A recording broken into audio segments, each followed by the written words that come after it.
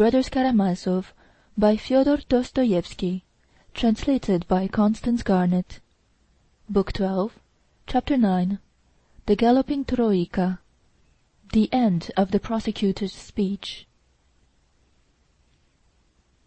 Hippolyte Kirillovitch had chosen the historical method of exposition, beloved by all nervous orators, who find in its limitation a check on their own eager rhetoric. At this moment in his speech he went off into a dissertation on Grushenka's first lover, and brought forward several interesting thoughts on this theme. Karamazov, who had been frantically jealous of everyone, collapsed, so to speak, and effaced himself at once before this first lover. What makes it all the more strange is that he seems to have hardly thought of this formidable rival. But he had looked upon him as a remote danger, and Karamazov always lives in the present. Possibly he regarded him as a fiction, but his wounded heart grasped instantly that the woman had been concealing this new rival and deceiving him, because he was anything but a fiction to her, because he was the one hope of her life. Grasping this instantly, he resigned himself. Gentlemen of the jury, I cannot help dwelling on this unexpected trait in the prisoner's character. He suddenly evinces an irresistible desire for justice, a respect for woman, and a recognition of her right to love. And all this at the very moment when he had stained his hands with his father's blood for her sake. It is true that the blood he had shed was already crying out for vengeance, for, after having ruined his soul and his life in this world, he was forced to ask himself at that same instant what he was, and what he could be now to her, to that being, dearer to him than his own soul, in comparison with that former lover who had returned penitent, with new love, to the woman he had once betrayed, with honorable offers, with the promise of a reformed and happy life. And he, luckless man, what could he give her now? What could he offer her? Karamazov felt all this, knew that all ways were barred to him by his crime, and that he was a criminal under sentence, and not a man with life before him. This thought crushed him, and so he instantly flew to one frantic plan, which, to a man of Karamazov's character, must have appeared the one inevitable way out of his terrible position. That way out was suicide. He ran for the pistols he had left in pledge with his friend Perotin, and on the way, as he ran, he pulled out of his pocket the money, for the sake of which he had stained his hands with his father's gore. Oh, now he needed the money more than ever. Karamazov would die. Karamazov would shoot himself, and it should be remembered. To be sure, he was a poet, and had burned the candle at both ends all his life. To her, and there, oh there, I will give a feast to the whole world, such as never was before, that will be remembered and talked of long after. In the midst of shouts of wild merriment, reckless gypsy songs and dances, I shall raise the glass and drink to the woman I adore and her new-found happiness. And then, on the spot, at her feet, I shall dash out my brains before her and punish myself. She will remember Mitya Karamazov sometimes. She will see how Mitya loved her. She will feel for Mitya. Here we see in excess a love of effect, a romantic despair and sentimentality, and the wild recklessness of the Karamazovs.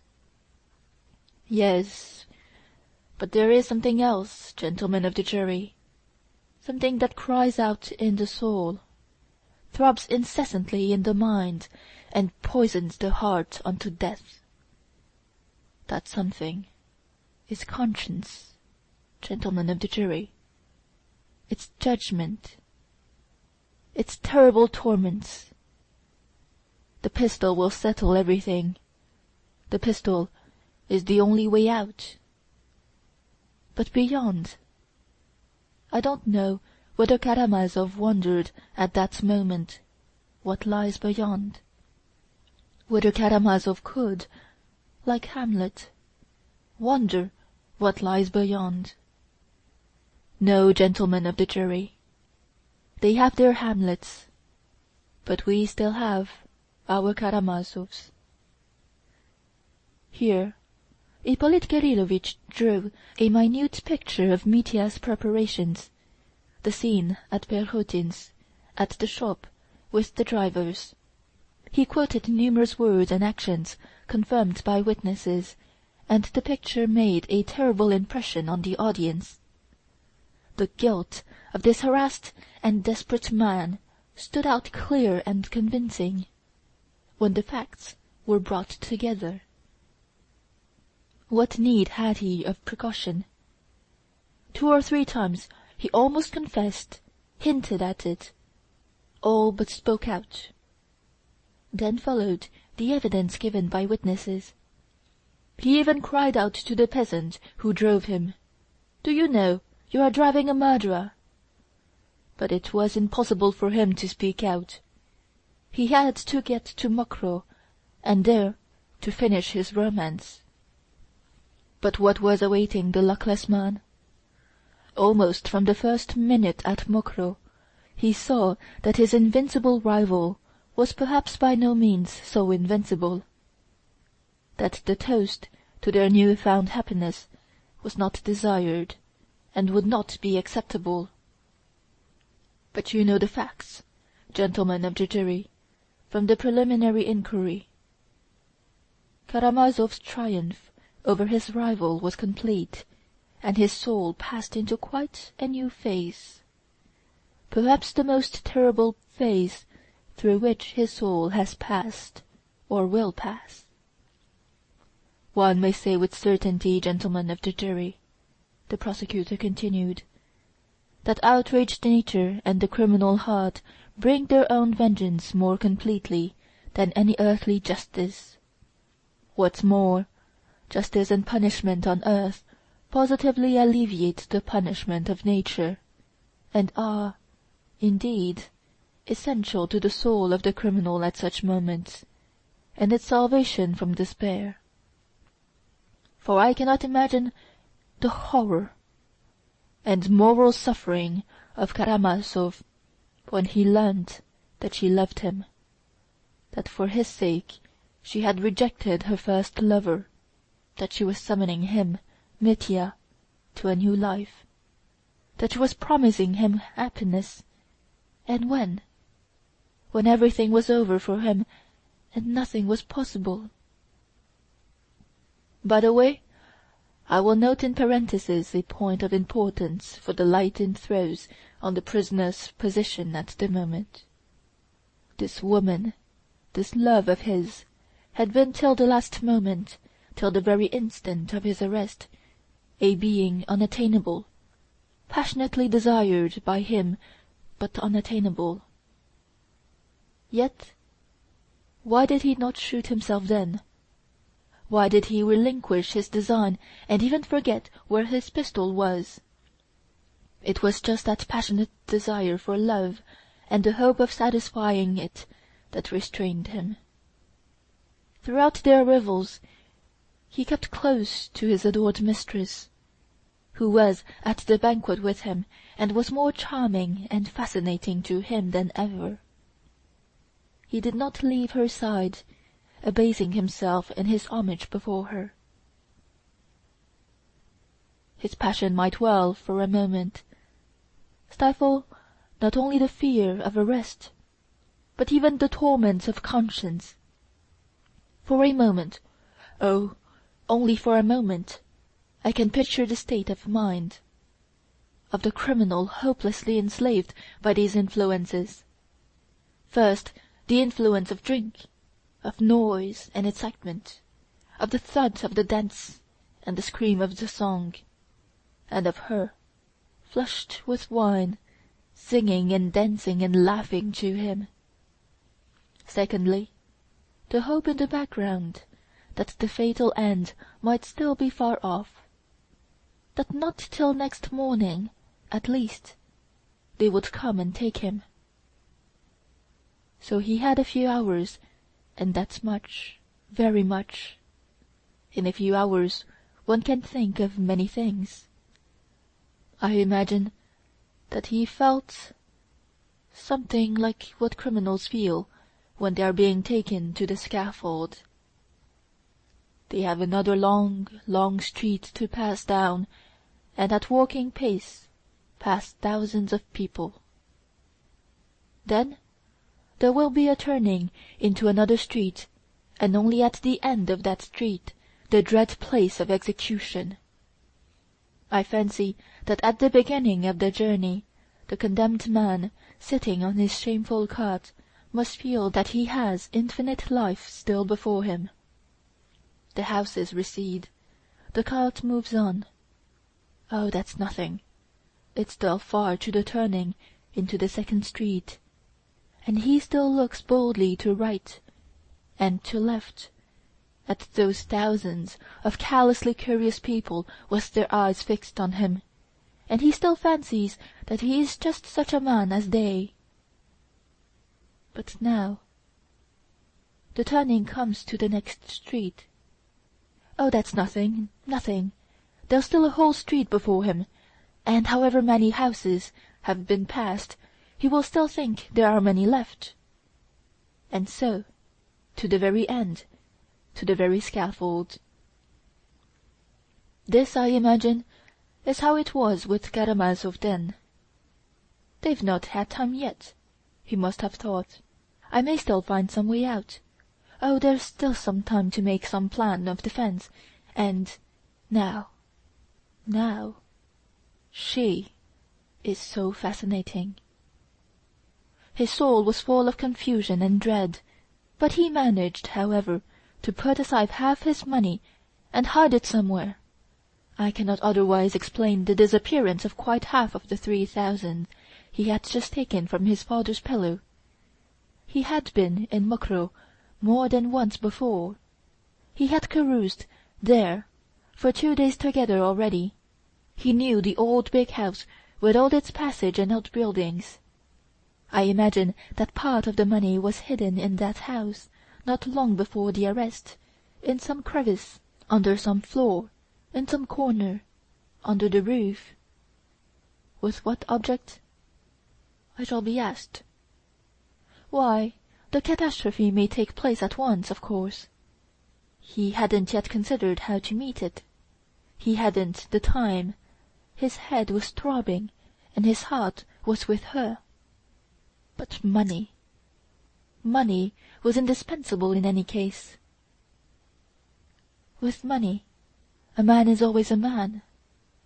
Perhaps such foresight at such a moment may strike you as unnatural, but he assures us himself that a month before, at a critical and exciting moment, he had halved his money and sewn it up in a little bag. And though that was not true, as we shall prove directly, it shows the idea was a familiar one to Karamazov. He had contemplated it. What's more, when he had declared at the inquiry that he had put 1,500 roubles in a bag, which never existed, he may have invented that little bag on the inspiration of the moment, because he had 2 hours before divided his money and hidden half of it at Mokroe till morning, in case of emergency, simply not to have it on himself. 2 extremes, gentlemen of the jury. Remember that Karamazov can contemplate 2 extremes and both at once. We have looked in the house, but we haven't found the money. It may still be there, or it may have disappeared next day and be in the prisoner's hands now. In any case, he was at her side, on his knees before her. She was lying on the bed. He had his hand stretched out to her, and he had so entirely forgotten everything that he did not even hear the men coming to arrest him. He hadn't time to prepare any line of defence in his mind. He was caught unawares and confronted with his judges, the arbiters of his destiny. Gentlemen of the jury, there are moments in the execution of our duties when it is terrible for us to face a man. Terrible on his account, too. The moments of contemplating that animal fear, when the criminal sees that all is lost, but still struggles, still means to struggle. The moments when every instinct of self-preservation rises up in him at once, and he looks at you with questioning and suffering eyes, studies you, your face, your thoughts, uncertain on which side you will strike, and his distracted mind frames thousands of plans in an instant. But he is still afraid to speak, afraid of giving himself away. This purgatory of the spirit, this animal thirst for self-preservation, these humiliating moments of the human soul are awful, and sometimes arouse horror and compassion for the criminal, even in the lawyer. And this was what we all witnessed then. At first he was thunderstruck, and in his terror dropped some very compromising phrases. "Blood! I've deserved it!" But he quickly restrained himself. He had not prepared what he was to say, what answer he was to make. He had nothing but a bare denial ready. "I am not guilty of my father's death." That was his fence for the moment, and behind it he hoped to throw up a barricade of some sort. His first compromising exclamation he hastened to explain by declaring that he was responsible for the death of the servant Grigory only. "Of that bloodshed I am guilty. But who has killed my father, gentlemen? Who has killed him? Who can have killed him, if not I? Do you hear? He asked us that, us, who had come to ask him that question. Do you hear that uttered with such premature haste, if not I? The animal cunning, the naivete, the Karamazov impatience of it. I didn't kill him, and you mustn't think I did. I wanted to kill him, gentlemen, I wanted to kill him," he hastened to admit. He was in a hurry, in a terrible hurry. "But still, I am not guilty. It is not I murdered him." He concedes to us that he wanted to murder him, as though to say, "You can see for yourselves how truthful I am, so you'll believe all the sooner that I didn't murder him." Oh, in such cases the criminal is often amazingly shallow and credulous. At that point one of the lawyers asked him, as it were incidentally, the most simple question. "Wasn't it Smerdyakov killed him?" Then, as we expected, he was horribly angry at our having anticipated him and caught him unawares, before he had time to pave the way to choose and snatch the moment when it would be most natural to bring in Smerdyakov's name. He rushed at once to the other extreme, as he always does, and began to assure us that Smerdyakov could not have killed him, was not capable of it. But don't believe him. That was only his cunning. he didn't really give up the idea of Smerdyakov. On the contrary, he meant to bring him forward again. For indeed, he had no one else to bring forward. But he would do that later, because for the moment that line was spoiled for him. He would bring him forward perhaps next day, or even a few days later, choosing an opportunity to cry out to us, "You know, I was more sceptical about Smerdyakov than you. You remember that yourselves. But now I am convinced. He killed him. He must have done." And for the present he falls back upon a gloomy and irritable denial. Impatience and anger prompted him, however, to the most inept and incredible explanation of how he looked into his father's window, and how respectfully he withdrew. The worst of it was that he was unawares of the position of affairs of the evidence given by Grigory. We proceeded to search him. The search angered but encouraged him. The whole 3,000 had not been found on him, only half of it, and no doubt only at that moment of angry silence the fiction of the little bag first occurred to him. No doubt he was conscious himself of the improbability of the story, and strove painfully to make it sound more likely, to weave it into a romance that would sound plausible. In such cases the first duty, the chief task of the investigating lawyers, is to prevent the criminal being prepared, to pounce upon him unexpectedly, so that he may blurt out his cherished ideas in all their simplicity, improbability, and inconsistency.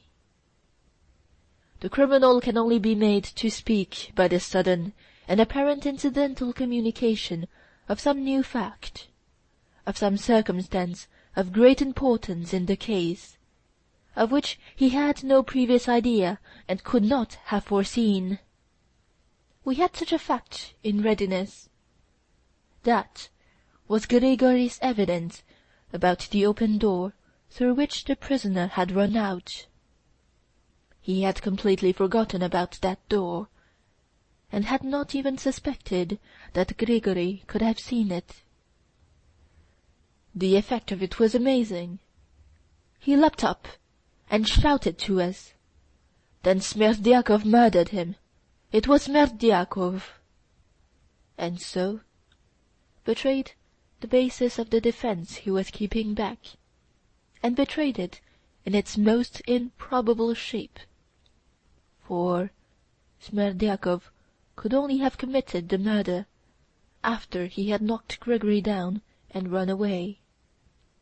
When we told him that Grigory saw the door was open before he fell down, and had heard Smerdyakov behind the screen as he came out of his bedroom, Karamazov was positively crushed. My esteemed and witty colleague, Nikolai Parfenovitch, told me afterwards that he was almost moved to tears at the sight of him, and to improve matters, the prisoner hastened to tell us about the much-talked-of little bag. So be it. You shall hear this romance. Gentlemen of the jury, I have told you already why I consider this romance not only an absurdity, but the most improbable invention that could have been brought forward in the circumstances. If one tried for a bet to invent the most unlikely story, one could hardly find anything more incredible. The worst of such stories is that the triumphant romancers can always be put to confusion, and crushed by the very details in which real life is so rich, and which these unhappy and involuntary story-tellers neglect as insignificant trifles. Oh, they have no thought to spare for such details. Their minds are concentrated on their grand invention as a whole, and fancy anyone daring to pull them up for a trifle. But that's how they are caught. The prisoner was asked the question, "Where did you get the stuff for your little bag, and who made it for you?" "I made it myself." "And where did you get the linen?" The prisoner was positively offended. He thought it almost insulting to ask him such a trivial question, and would you believe it, his resentment was genuine. "But they are all like that. I tore it off my shirt." "Then we shall find that shirt among your linen tomorrow, with a piece torn off. And only fancy, gentlemen of the jury, if we really had found that torn shirt. And how could we have failed to find it in his chest of drawers or trunk? That would have been a fact, a material fact, in support of his statement. But he was incapable of that reflection. "I don't remember. It may not have been off my shirt. I sewed it up in one of my landlady's caps." "What sort of cap?" "It was an old cotton rag of hers lying about." "And do you remember that clearly?" "No, I don't." And he was angry, very angry. And yet imagine not remembering it! At the most terrible moment of a man's life, for instance, when he is being led to execution, he remembers just such trifles. He will forget anything but some green roof that has flashed past him on the road, or a jackdaw on a cross. That he will remember. He concealed the making of that little bag from his household. He must have remembered his humiliating fear that someone might come in and find him needle in hand, how, at the slightest sound, he slipped behind the screen. There is a screen in his lodgings. But, gentlemen of the jury, why do I tell you all this, all these details, trifles?" cried Ippolit Kirillovitch suddenly. "Just because the prisoner still persists in these absurdities to this moment. He has not explained anything since that fatal night 2 months ago. He has not added one actual illuminating fact to his former fantastic statements. All those are trivialities. You must believe it on my honor." "Oh, we are glad to believe it. We are eager to believe it, even if only on his word of honor. Are we jackals thirsting for human blood? Show us a single fact in the prisoner's favor, and we shall rejoice. But let it be substantial, real fact, and not a conclusion drawn from the prisoner's expression by his own brother, or that when he beat himself on the breast he must have meant to point to the little bag, in the darkness too. We shall rejoice at the new fact. We shall be the first to repudiate our charge. We shall hasten to repudiate it. But now justice cries out, and we persist. We cannot repudiate anything." Ippolit Kirillovitch passed to his final peroration. He looked as though he was in a fever, and spoke of the blood that cried for vengeance, the blood of the father murdered by his son, with the base motive of robbery. He pointed to the tragic and glaring consistency of the facts. "And whatever you may hear from the talented and celebrated counsel for the defence," Ippolit Kirillovitch could not resist adding, "whatever eloquent and touching appeals may be made to your sensibilities, remember that at this moment you are in a temple of justice. Remember that you are the champions of our justice, the champions of our holy Russia, of her principles, her family, everything that she holds sacred. Yes, You represent Russia here, at this moment, and your verdict will be heard, not in this hall only, but will re-echo throughout the whole of Russia, and all Russia will hear you, as her champions and her judges, and she will be encouraged or disheartened by your verdict. Do not disappoint Russia and her expectations. Our fatal Troika dashes on in her headlong flight, perhaps to destruction, and in all Russia for long past men have stretched out imploring hands and called a halt to its furious reckless course. And if other nations stand aside from that Troika, that may be, not from respect, as the poet would fain believe, but simply from horror, perhaps from disgust. And well it is that they stand aside, but maybe they will cease one day to do so, and will form a firm wall confronting the hurrying apparition, and will check the frenzied rush of our lawlessness, for the sake of their own safety, enlightenment, and civilization. Again we have heard voices of alarm from Europe. They already begin to sound. Do not tempt them. Do not heap up their growing hatred by a sentence justifying the murder of a father by his son. Though Ippolit Kirílovich was genuinely moved, he wound up his speech with this rhetorical appeal, and the effect produced by him was extraordinary. When he had finished his speech, he went out hurriedly, and, as I have mentioned before, almost fainted in the adjoining room. There was no applause in the court, but serious persons were placed. The ladies were not so well satisfied, though even they were pleased with his eloquence, especially as they had no apprehensions as to the upshot of the trial, and had full trust in Fetyukovitch. He will speak at last, and of course carry all before him.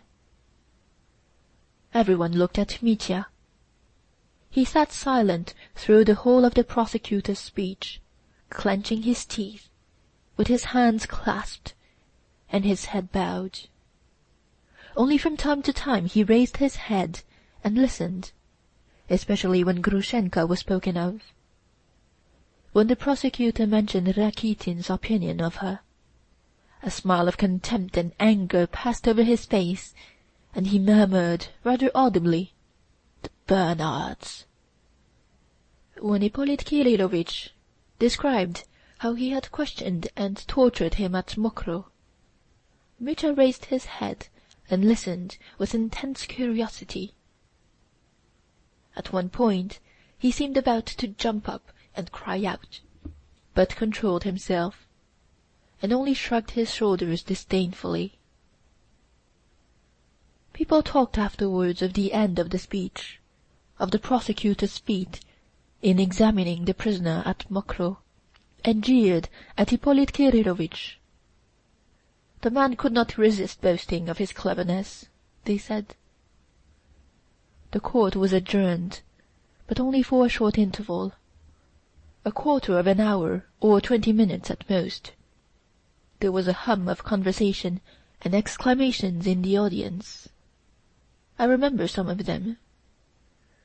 "A weighty speech," a gentleman in one group observed gravely. "He brought in too much psychology," said another voice. "But it was all true, the absolute truth." "Yes, he is first-rate at it." "He summed it all up." "Yes, he summed us up too," chimed in another voice. "Do you remember, at the beginning of his speech, making out we were all like Fyodor Pavlovitch?" "And at the end too, but that was all rot. And obscure too. He was a little too much carried away." "It's unjust. It's unjust." "No, it was smartly done. Anyway, he's had long to wait, but he's had his say. Ha ha." "What will the counsel for the defence say?" In another group I heard, "He had no business to make a thrust at the Petersburg man like that, appealing to your sensibilities. Do you remember?" "Yes, that was awkward of him." "He was in too great a hurry." "He is a nervous man." We laugh, but what must the prisoner be feeling?" "Yes, what must it be for Mitya?" In a third group, "What lady is that, the fat one, with the lorgnette, sitting at the end?" "She's a general's wife, divorced. I know her." "That's why she has the lorgnette." "She is not good for much." "Oh, no, she is a piquant little woman." "2 places beyond her there is a little fair woman. She is prettier." "They caught him smartly at Mokrow, didn't they, eh?" "Oh, it was smart enough. We've heard it before. How often he has told the story at people's houses." "And he couldn't resist doing it now. That's vanity." "He is a man with a grievance, he he." "Yes, and quick to take offence. And there was too much rhetoric. Such long sentences." "Yes, he tries to alarm us. He kept trying to alarm us. Do you remember about the Troika? Something about they have Hamlets, but we have so far only Karamazovs. That was cleverly said. That was to propitiate the Liberals. He's afraid of them." "Yes, and he is afraid of the lawyer too." "Yes, what will Fetyukovitch say?" "Whatever he says, he won't get round our peasants." "Don't you think so?" A fourth group, "What he said about the Troika was good, that piece about the other nations." "And that was true, what he said about the other nations not standing it." "What do you mean?" "Why, in the English Parliament, a member got up last week, and speaking about the Nihilists, asked the Ministry whether it was not high time to intervene, to educate this barbarous people. Hippolyte was thinking of him. I know he was. He was talking about that last week." "Not an easy job." "Not an easy job? Why not?" "Why, we'd shut up Kronstadt and not let them have any corn. Where would they get it?" "In America. They get it from America now." "Nonsense." But the bell rang. All rushed to their places. Fetyukovitch mounted the tribune. End of Chapter 9 of Book 12. Recording by J.C. Guan. Montreal, April 2009.